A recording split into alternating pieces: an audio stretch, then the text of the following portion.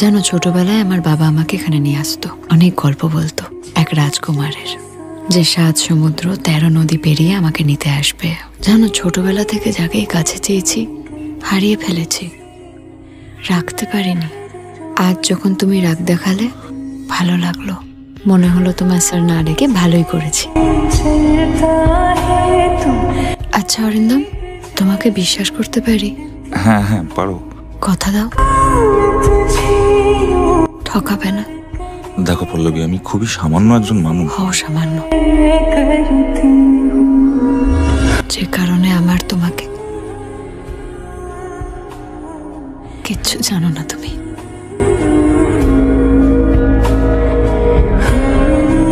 দেখ ভাই, আমি তোকে অনেস্টলি বলছি, আমি ভেবেছিলাম যে চেয়ারম্যানের ভাইজি যদি কোনো রকমে আমার পার্ট টাইম জবটা পার্মানেন্ট হয়ে যায়, এর থেকে বেশি কিচ্ছু না।